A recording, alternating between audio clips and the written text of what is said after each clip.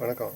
இப்போ வந்து நான் ஒரு 3 பெரிய வெங்காயம் எடுத்திருக்கேன். ஒரு 3 பச்சை மிளகாய், 3 தக்காளி, ஒரு ஆஃப்ரிக்கன் மிளகாய். இது உரப்பாக இருக்கும். தேவைன்னா சேர்த்துங்க, இல்லைன்னா வேண்டியதில்லை. அப்படியே ஒரு 50 கிராம் இஞ்சி, ஒரு 50 கிராம் பூண்டு, அதாவது ஒரு முழு பூண்டு எடுத்து அது மாதிரி ஸ்லைஸாக வெட்டிக்கிட்டீங்கன்னா எண்ணெய் அரைச்சி போட்டுங்க, இல்லைனாக்கா அப்படி நைஸாக வெட்டி வச்சுக்கலாம். வானதிலாம் காஞ்சிடுச்சு. இப்போ எண்ணெய் ஊற்றிட்டு, இப்போ எண்ணெய் காஞ்சிட்டு நம்ம ஏலக்காய், பட்டை, பூ, கிராம்பு இதெல்லாம் தேவையான அளவு போட்டுக்குவோம்.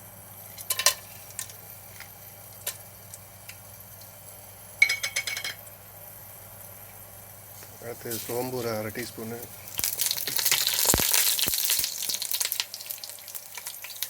சீரகம் 1 டீஸ்பூனு.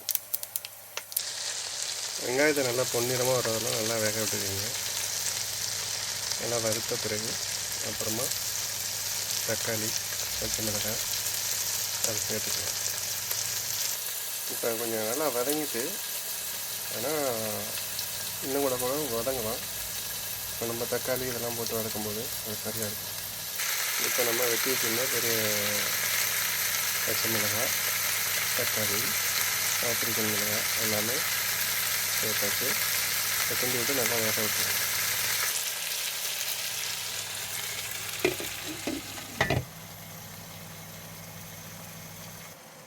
ஒரு பக்கம் குக்கரில் சோறு போட்டு வெந்துக்கிட்டு இருக்கு. குக்கரில் சோறு போட்டோம் அப்படின்னாக்கா எல்லாருமே வந்து சோறு ட்ரை ஆன பிறகு தான் அப்புறமா எடுத்து சாப்பிட்றாங்க. இந்த மாதிரி குக்கரில் போட்டோம் அப்படின்னாக்கா ட்ரை ஆகிறதுக்கு முன்னால் கொஞ்சம் நேரத்துக்கு ஒரு 5 நிமிஷத்துக்கு முன்னால் எடுத்து வடிச்சிட்டிங்கன்னா சோறு சூப்பராக இருக்கும். குக்கரில் ஒட்டாது, பலன்னு இருக்கும், சாப்பிட்றதுக்கும் சாஃப்டாக இருக்கும். இப்போ நம்ம வெட்டி வச்சுருந்த இஞ்சி பூண்டை சேர்த்துக்கலாம்.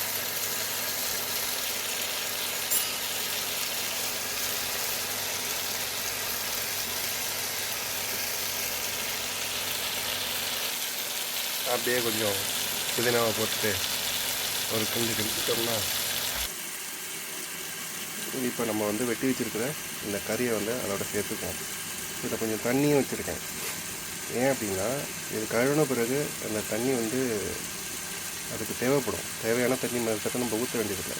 இதில் உள்ள தண்ணியை சேர்த்துக்குவோம். அதுக்காக தான்.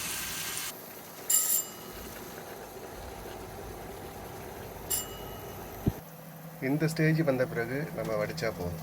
இதுதான் சரியாக இருக்கும். அப்படியே இது லேசாக வெந்துக்கிட்டு இருக்கட்டும். நம்ம சோறை வடிச்சிடுவோம். இங்கே வந்து அதிகமாக இந்த யாழ்ப்பாண கறித்தூள் தான் கிடைக்கும். நம்ம ஊரில் மாதிரி மல்லித்தூள், மிளகாத்தூள் அதெல்லாம் தனித்தனியாக கிடைக்காது. கிடைக்கும், இதில் வந்து எல்லாமே கலந்து வச்சுருப்பாங்க. அதனால் இதை தான் அதிகமாக பயன்படுத்துகிற மாதிரி இருக்கும். அடுத்ததாக கொஞ்சம் மஞ்சத்தூள், கொஞ்சம் கரம் மசாலா, கொஞ்சம் சீரகத்தூள், கொஞ்சம் மிளகாத்தூள் இதெல்லாம் சேர்த்துருக்கேன். இந்த யாழ்ப்பாண கறித்தூளில் வந்து ஒரு 3 ஸ்பூன் சேர்த்துருக்கேன். அடுத்து தேவையான அளவு உப்பு 1 ஸ்பூன் போட்டால் போதும். இப்போ எல்லாம் கொட்டி கலந்தாச்சு. இப்போயே கறி கிட்டத்தட்ட வெந்து வந்துருச்சு. ஏன் அப்படின்னா, இந்த கறி வந்து ரொம்ப சாஃப்டாக இருக்கும். இந்த உயிரினம் வந்து தழைகள் செடி கொடிகளை சாப்பிட்டுட்டு வளர்கிறதுனால அந்த கறியும் எல்லாருமே விரும்பி சாப்பிடக்கூடிய கறி தான். கிடைக்காது, கிடைச்சா நீங்களாம் சாப்பிட்டு பாருங்கள். இது காட்டிலேருந்து கிடைக்கிற கறி.